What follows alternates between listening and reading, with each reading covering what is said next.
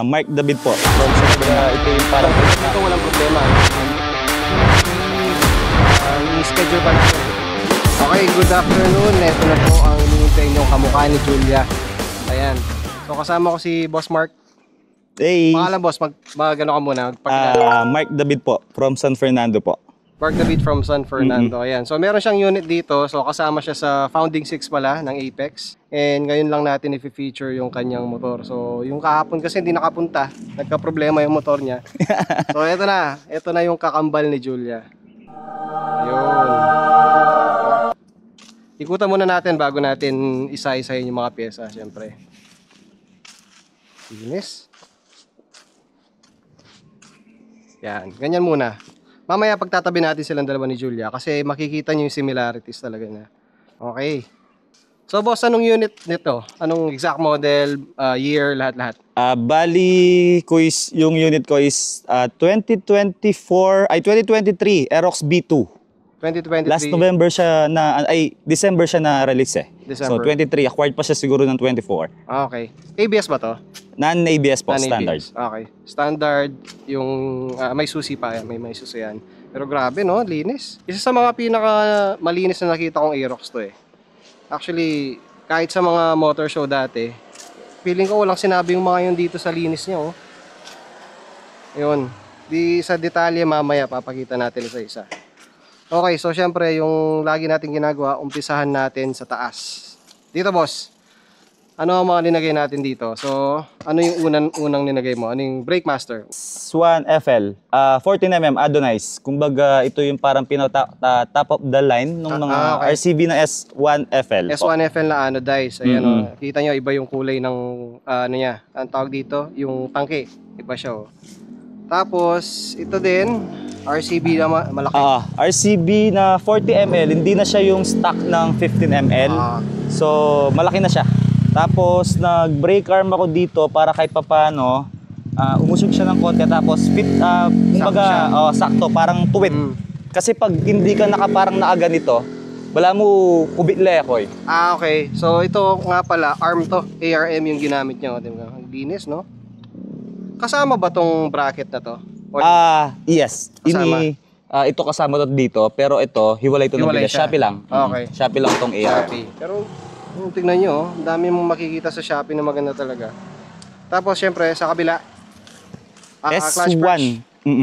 S1 ba? S2? S1. S1, ayan. S1 clutch perch. Ayan. Mas prefer ko kasi tong S1 kasi yung S2, meron siyang adjustable dito, pero yung ano niya kasi parang nagbe-bend siya pag ganito. Ito kasi hindi siya nagbe-bend. So stable lang talaga siya na pag preno mo tapos pag ganun, hindi na siya. So parang okay. hindi ko trip yung nagbe-bend. Yung gumagalaw-galaw siya. Okay. Kaya mas trip ko yung S1 lang na ganyan. Tsaka sarili mong ano to na boss, sarili mong build, ikaw pumili lahat ng lahat. Nakikita nyo dito. So siya lahat nag-decide kung paano lalagay, anong kulay, lahat-lahat. Ayan, tapos ano pa yung nasa taas? Ito, naka-Daytona siya na switch. Dito slim, dito fat. Ayan, functional po lahat yan. Siyempre, may ilalagyan siya ng cellphone para pag nagte-text si Commander. Opo. Tsaka ano, pang checking lang ng eraser pag ano kasi lagi kong chine-check yung temperature niya. Pero kumbaga pang ano lang, pang ato lang. Pang ato. Okay, so dito tayo sa baba. So sa baba naman, naka 33mm siya na titanium JVT suspension na yan. Kamukha nung kay Boss Aldwin at saka kay Johnny M to. Tapos yung T-post niya, black din oh. Linis tingnan. Naka MDL din siya, nakatago. Yan, hindi mo makikita. Malinis yung pagkakagawa. Tapos dito boss, naka R1 siya na caliper. S-series no? Na hose, tama? Yung S-series. bago yan. Okay. Tapos JVT, ano ba to? Kamui. Kamui na bracket. Kamui na bracket na pang 267 disc. 267. So, pwede pa siyang maglaki ng disc kung ano niya. Kasi alam ko, ilan ba to? 267. 267 na to. Na 7 speed po. 7 speed. Ayan. 7 speed yung ano niya, rotor disc. Tapos, naka S, ano ba to? RB6? RB6. Ayan, RB6 na black. Tapos, naka ano na siya, tire valve na itim din pang RCB. Ayan. Halos straight RCB dito eh. Wala pa yata nilabas yung RCB na 33mm, no? Na Nanukoy. Na tawag dito, suspension sa harap. Awa. Wala, no? Not sure pag ala pa yata. Parang wala, parang mas maliit sila eh. Kaya yun. Okay, dito naman, syempre naka-carbon siya na yung takip ng tangke. Ayan. Tapos racing seat. Ay, hindi pa siya, racing seat. Seat. Pero hindi siya masyado mataas. So sakto lang siya, magandang tingnan. Okay, dito tayo sa panggilid naman, dito sa side. Linis, oh. Okay. So dito, ano ba to, boss? Powder coat. Powder coat na itim. Ayan. Apo. Tapos naka, siya. Board kit creation board kit, na pulley cover. Mm-mm. Tsaka yun dun sa belt. Ito, ayan, oh. Para malinis tignan. Tapos may CC pitch. Ano to? Nuko, Joey. Ayan. Tapos may palaman. Ako po, ano yung palaman na yun? 7mm na palaman. Ayan, oh. Sige, sa engine na tayo. Yung engine nito, JVT, ilang mm to, boss? JBT na 66. 66mm bore. Tapos yung crank niya, 6mm. 6mm. Plus 6. Plus 6. Plus 6 Tapos na crank. TRF head TRF head. na 22-25 po. 22-25. Yes po. Tapos, anong internals nito, boss? Hindi. Ano lang, Aerox type pa Aerox. rin. Non-VVA o... Non-BBA, delete BBA po. Ayun, wala na siya VVA. Tapos, syempre, naka-Koso na water pump. Tapos, Samco hose, ayan. Kahit sa mo tignan, naka-Samco hose yan. May blue, may black. Tapos, CRP head cover. Ganda ng CRP head cover talaga, oh. Linis. Tapos, syempre, dito sa likod, ayan, medyo masakit na to. Yung Flow Pro niya na Black Gold Series. 305mm. Ayan, kabilaan po. Fully adjustable, syempre. Ay, okay. Kakaiba yung niya. Stabilizer. Anong stabilizer to, boss? Yan, customized yan by, kay Aerox Lifestyle, taga Manila. Yung vlogger. Yes po. Si Aerox Lifestyle yan. Pogi din, oh. Linis tignan. Na version 1 na mga CNC, stabilizer lang. Mas trip ko to. Kasi yung isang nakita ko, ganyan din. Pero masyadong malaki. Yan din yung gamit po ni Motodeck. Ayun. Na binigay din ni Aerox Lifestyle sa kanya. Ganyan din yung all. design. Tapos ito, naka-mudguard na, ayan. Sa Shopee may mabibili ka ng ganito eh. Naka-mudguard. Oh, downdraft pala to. Uma. Uma ba to? Yes po. Uma na downdraft na 36mm. 36mm. Ayan. Tapos dito syempre naka-RB6 din. Yung mga pala gulong niya, Maxxis 140 by 70. Tapos S98 pa yung tawag dito. Basta, Yes po. S98 Victra. Ayun. Kumbaga pang racing tire talaga. Racing tire talaga siya. Tapos sa harap naman, yung sukat niya 110 by 80. So 110 by 80 sa harap. Tapos sa likod 140 by 70. Ayan. Yung profile nyo. Ganda, 'di ba? Tapos yung mga maliliit na detalye, ayan, ang gagandang tignan. Rizoma. Para dito sa parang breather to, no? Na Toyox hose po, na original. Toyox, ayan, yung clear. Gumamit ako dati nito sa may radiator ko kasi tinanggal ko. Lumulutong, pero dito walang problema, hindi naman umiinit masyado yun. Parang wala naman din siya lumalabas na oil dyan. Sa mga gearing oil, wala additional naman. lang. Kumbaga pang breather lang siya. Para lang, kumbaga ano ba yun? Alos lahat ng mga kargado kasi ganyan ginagawa nila. Nilalagyan nila ng hose, papunta lang doon sa, para doon lang yung, siguro yung buga ng hangin. Siguro. Tapos dito pala, ayan, naka-NCY siya na brake arm. Ano, pogi. And ito naka-powder coat din na neon green to, 'di ba? Yes po. Neon Yan green. po yung prismatic by lahat ng color powder coat ko by Color Pro po ng Santa Rita Guagua. Ayun, Shout out kay Kuya ng Color Pro. Pogi, ang ganda ng pagkakagawa nito, ang banat niya. Yan. Okay, dito tayo. So dito hindi pa siya naka-swing arm kasi may purpose daw. Mas para sa kanya mas stable yung swing arm na to, yung stock. Ng stock. Pero balak mong magpalit ng RSB soon, ayan. Soon, pag meron ng hindi na pinapagalitan ni Commander. Ayan, as dito TSMP, ano to? Yung heat guard. Ano yung pipe na to, boss? S4 po, yung stage 4 ng TSMP, tapos 35mm straight yung elbow. 35mm straight elbow, ayan. Tapos ito rin, no? May detalye na naman dito, tingnan nyo. TSMP na parang bracket. Para isa na lang yung tornilyuhan niya sa swing arm. Ayun, kita nyo. May green, may pa dito, neon green. Ang ganda ng pagkaka-combination niya. Pero balak niya magpalit ng kulay soon. Tapos dito naman, naka BRD siya na super cool, yung black edition. Tapos yung radiator na bahay is ano din, neon green. Samco hose syempre, ayan. Ano pa ba? Ito. WF na, ang tawag dito, boss? High tension wire. High tension wire para sa spark plug. Papunta sa spark plug. So parang yung high tension ba, kumbaga nagbibigay pa ng dagdag electric. Power, parang yung ganun siya. electric Kaya high niya. tension yung tawag eh. Tapos naka-UMA racing siya na ignition coil. Ayan o, kita ba? Kulay red. Ayan, nalinis sa loob. Wala kang makikitang mga wire. May wire siya, may mga hose. Pero very organized.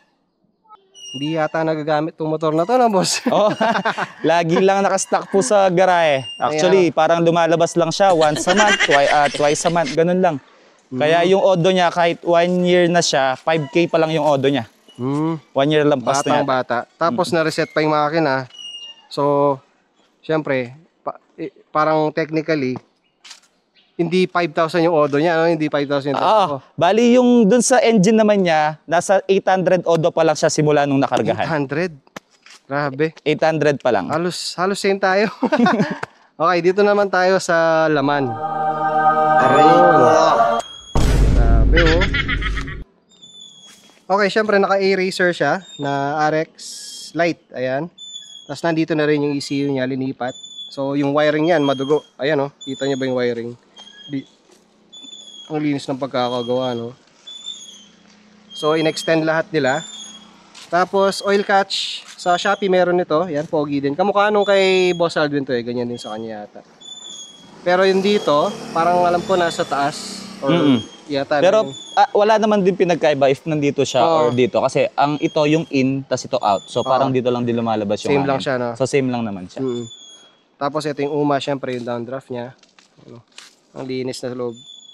Yun nga lang, ang problema dito sa mga gantong setup, kamukha nung sa atin, wala kang malalagay talaga sa loob, no? Meron konti, baka mahulog lang, sayang. Much better na siguro wag maglagay na lang. Wag na. Baka pumasok po, sipsipin ng throttle body. Tapos, balak niya palang maglagay ng acrylic, no, boss? Actually, meron na siyang acrylic noon, nabasag lang. So, replacement ulit ng bago. Tapos, hanapan kung paano siya fitment ulit tong oil catch para mas malinis ulit tignan. Paano So, ba yun yung lang balak mo? Nakaganon dito? Last time kasi, dito yung acrylic niya. Tapos, dito yung mismo yung oil catch. So, bigla kasi siyang nabasag dahil dun sa nakabisagra kasi siya. So, yung acrylic ko, tinataas ganun lang siya. So ngayon, ang balak ko, hanapan na lang siya ng magandang pwesto dito sa loob or if ever, balik na lang ulit dito pero hindi na siya ibibisagra. Tapos may nakita kasi ako parang yung kay Aerox Swift ng Manila, solid din yun, mga kargado boys din. May mga nilagay silang acrylic na mahaba dito, pangharang lang dun sa acrylic. So wala na siyang babasagin or tatabasin dun. Parang yun lang yung pinaka-suporta niya para hindi gumalaw yung ano. So kahit konti pa naman nung pwede nang gamitin yung U-box. Ayun. Tingnan nyo yung laman nyo. Grabe. Tapos ganda pa ng color choice, syempre. Black, malinis. Tapos itong hose na... Anong hose to, boss? UMA Racing. UMA Racing na hose. Ayun. Tinerno ko lang dun sa Meron mga... pala silang hose na ganyan, no? pang breeder talaga na UMA. Ayan, boss, ang unit niya. Ay, syempre, may nakatago lang. Yung UMA na lithium-ion battery. Ayan, nandito sa loob. Hindi lang niya binuksan. Yung iba kasi binubutasan to eh. Para lang makita yung detalye. Napakalinis. And ano pa ba? May nakalimutan pa ba tayo dito, boss? Na hindi natin nasabi sa vlog? Parang wala na rin lahat. Kompleto na, no? Ayan. Yung siguro yung panggilid na lang? Yung panggilid, sa loob pala. Yung laman niya. Ano yung panggilid niya? Panggilid, straight TSMP, tapos WF yung torque drive. Straight TSMP, yung torque drive lang yun na iba. So pati bola, spring, TSMP. Yung bola, secret daw sabi nung builder ko, lagi niyang sinasabi. Okay lang yun. Ayaw niyang sabihin sa akin pag tinatanong ko yung ilan yung bola, secret. Ang ano naman niya, yung clutch niya ngayon, pinalitan namin. Dati siyang 1.5, 2,000, ngayon 1.8, 2,000. 1.8, 2,000 yung clutch spring. Tapos Center spring 1.8. 1.8. Okay. Ayun. Siya, depende kasi yung panggilid sa motor eh. Tsaka sa riding style mo, di ba? Hindi naman pwedeng kasi yung mga nagtatanong sa atin, sir, ano yung magandang panggilid sa ganyan? Ang hirap sagutin. Kasi hindi mag-work sa kanila eh. Iba yung riding style, iba yung bigat mo, iba yung bigat ng motor, yung karga, lahat-lahat. So, iba-iba yung hanap ng motor syempre. Montage muna tayo para makita nyo kung ano ang mga detalye at itsura ni... Ano pangalan kasi nito, boss? May pangalan to?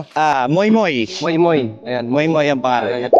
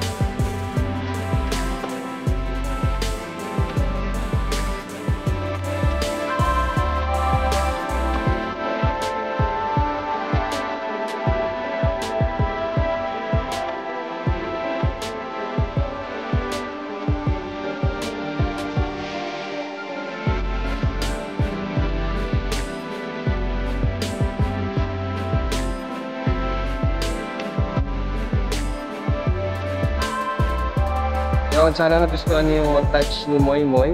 Ayan, solo. Napakaangas. Tapos, syempre yung pinaka-aabangan na tanong natin. Boss, magkano na ba ang nagastos dito kay Moy Moy? Harness reveal. Siguro ang nagastos ko na kay Moy Moy is nasa 40K. 40K. 40K? 40K lang. 40K sa makina? Hindi, 40K lang, 40K. Lahat. 40K. 40K? Opo. Yung totoo. Opo, 40K lang, 40K. Yun lang ang kaya kong, wala na, yun lang. Hindi pwede sabihin kay Mrs. eh. Pero lalagay natin sa comment section. Lalagay natin yan syempre. 40K to 45K. Ayan. Kasama na labor. Ayun. Accessories labor, makina na yan. Pero wala pa po yung motor doon. Ayun. Pag 40 to 45. nagdadagdag lang kayo ng zero, boss. Alam nyo na. Dagdag lang na zero, tas okay na. So, yun pala, ang labor at saka parts, hindi pa kasama yung motor. Opo. Okay. Parts, accessories, tsaka engine. Yan. Tsaka engine. So, aabot siya ng 60K siguro. Mga ganun, no? Pati na motor. 60K. Di ba? Mura. Di pa kayo magpakarga. At saka mag-setup ng ganyang kagandang motor. Oh. Napakaangas. Ayun, boss, syempre, sino ang gusto mong i-shoutout? Shoutout ko lang sina mga AOP ka group ko dyan. Number 1 AOP. Mga admin ng AOP. Solid yung mga yan. Kung gusto yung sumali sa mga group ng AOP, sali lang kayo. Well-organized yung group, as in discipline lahat. Walang parang, walang kupal doon, walang mayabang doon. Like sa mga ibang Yun. Yun. Tapos, yung builder ko pala. Yun. Peng Performance. Kung gusto nyo magpakarga, try nyo sa kanya. Low-key lang yan, pero lusog-busog yung ginagawa niyan. Ayun, no? Ayan, shoutout kay Boss Peng Performance. Ayun po yung mekaniko niya. Tapos, mga powder coat, gusto ko i-shoutout si Color Pro, yung alam na yung may-ari nun si Kuya. Color Pro. Taga saan siya? Guagua Santa Rita po. If ever na gusto nyo magpa-powder coat sa kanya, punta lang kayo sa kanya. Alam niya, bibigyan niya kayo ng discount. Sobrang mura lang nun. Tsaka quality. Ayun Quality pala, gawa. Pwede. Tsaka doon sa isa kong gustong i-shoutout, yung girlfriend ko, I love you. Ayan. Kay Ina, I love you, Huwag ka love. lang magalit. Peace na kayo. Pero pogi, di ba? Very worth it yung kung magkano man yung ginastos yan. Yung sinabi ko nga kanina, alam nyo na. Guess nyo na yon mga lalaki, syempre. Ayan. Lever guard. Yan, ba yung lever guard? Ayaw pala, lever guard ito. Yung pinaka na, ayan, di natin nakita. Yan. Lever guard na SCK, ayan. Version 2, kasi ganito na yung parang mga design nila. May 32 something na sila na ganito. Yun lang yung print lang naman. Right Tapos may side. color black na rin yan. All black hanggang dun sa red niya na yun. Nice. Pero balak mo palitan to, hindi na. Okay na yan. Pwede na, Okay na yan. Cute, naman eh. Di naman Medyo na yan mga pang endgame build na rin yung mga lever na yan. Kung magti-TWM na yon. Medyo yung mga entry model na endgame Pwede na build. to. Okay, so pagtabi natin sila ni Julia para makita nyo yung similarities nila. So ito nga yung sinasabi kong parang si Julia na version 2 Aerox, di ba? Kaya ka lang. Ayan, silang dalawa ni Julia at saka si Moymoy. Kita nyo yung similarities nila, parang... Kaya, alam ko dati nung nagpunta ka ng boss, pinagkamalan si Julia to, di ba? Last time bike, nung first time bike ko na sasali pala ako ng AOP, kala nila ako si Eco Vlog kasi nga nakita nila na puti yung Oo. unit. Halos, hindi naman halos kamukha, pero yung tindig nila halos, magkamukha talaga eh. Kulay, di ba? Tapos ang linis, oh. Ayan boss, syempre ilalagay natin para maging official member siya ng Apex. Actually, officer na si Mark. Ayan, nalagay na niya. So, lagi tayo sa harapan, tapos right side. Harapan, right side. Ay! Di sila balik mo lang. sumama. Yan. Sama kayo. Okay na. Alright. Sige, no pressure. Ikaw bahala maglagay. Basta dapat ba right side lagi? Oh, right side. Parang mas gusto ko siya dito. Yun. Dito lang. Apex. Pag nadikit na yan, di mo na matatanggal. Kaya nga eh. Yun. Okay na siya. Tapos, syempre, yung pinaka-satisfying moment pag tinanggal na yung plastic. Yup. Yan. Di ba? Napakaangas. Ganda ng pag-aalagay, oh. Yan. Perfect. Ito, syempre. Ayan. Meron din tayo. And ulit sa mga namin, sa mga members ng Apex, shoutout sa inyo. Sana lumaki pa tayo. Tapos welcome sa dalawang bagong members natin, dalawang sniper. So makikita nyo sila soon. I-schedule pa natin kung kailan natin sila pwedeng i-feature ng kamukha ng ganito. Ayun. Sino pa boss ang gusto mong i-shoutout? Meron pa ba o wala na? Yan. Okay na lahat. Kaya na lang talaga kay Commander. I love you. I love you. I love you. So ayan silang dalawa. Pag nakita nyo sa daan, sigawan nyo na lang si Mark. Ayan o. Diba? Magkamukha talaga o. Linis. Ang linis. Ayun, sana nagustuhan nyo tong vlog na to. Dadamihin pa natin yung mga gantong content. Kasi napapansin ko ito yung mga gusto yung nakikita. Maraming nai-inspire kasi sa mga builders na ganito, sa mga unit owners. So yun. Ulit, gusto ko lang magpa-thank you kay Mark. Thank you Sa po. mga followers natin. Ayun, thank you and see you soon.